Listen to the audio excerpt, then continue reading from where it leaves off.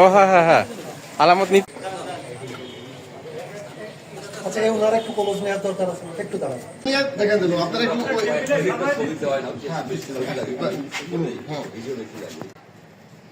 আমাদের তো ভুল হলো না, আমরা একটু উল্টা দেখে নিলাম আবার অফিসের নামটা আসবো। ও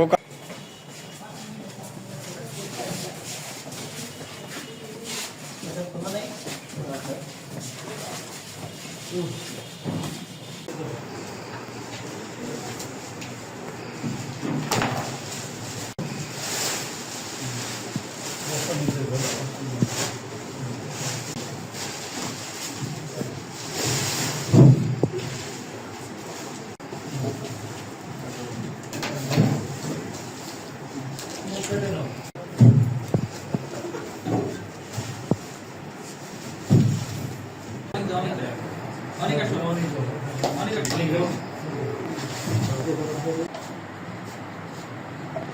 মাস্ক প্রয়োজন।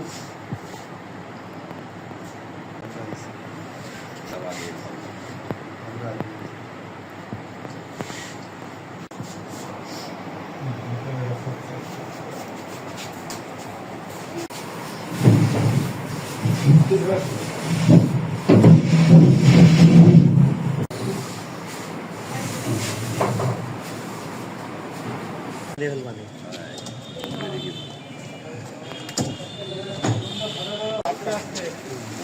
ছবি নিতে হবে।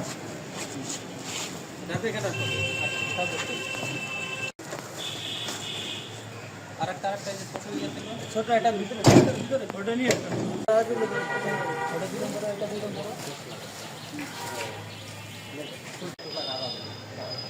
একটা নিয়ে আসবে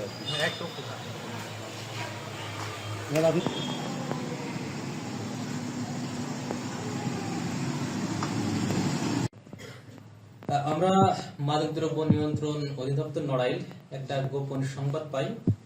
নড়াগাতি থানাধীন পাখিমারা গ্রামে অবৈধ মাদকদ্রব্য ক্রয় বিক্রয় চলছে।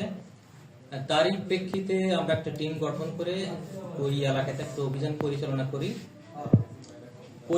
করে যে আমাদের মূল আসামি রুচিয়া বেগম তার বসতঘর ঘেরাও করি এবং উপস্থিত সাক্ষীদের সামনে রেখে বিধি মোতাবেক তল্লাশি করে তার বসত ঘর তল্লাশি করে আমরা 2টি প্লাস্টিকের ব্যাগে কষ্টের দ্বারা আবৃত মোট 18টি পেটি পাই গাঁজার এবং আলাদা একটি প্লাস্টিকের ব্যাগে আরেকটি পেটি পাই।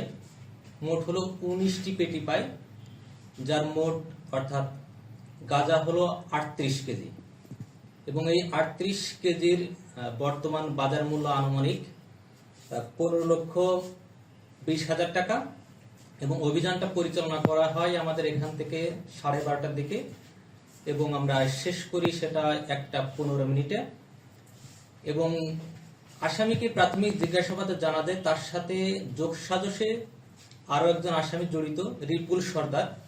তাকে আমরা গ্রেফতার করতে পারিনি, কিন্তু আমাদের অভিযান অব্যাহত আছে তাকে ধরার জন্য। তারা মূলত দুইজনের যোগসাজশ করেই ওই এলাকাতে এই অবৈধ গাঁজা বিক্রয় করে এলাকাবাসীর শান্তি বিনষ্ট করছে। অন্যদিকে যারা আমাদের যুব সমাজ তাদেরকেও হুমকির দিকে ঠেলে দিচ্ছে।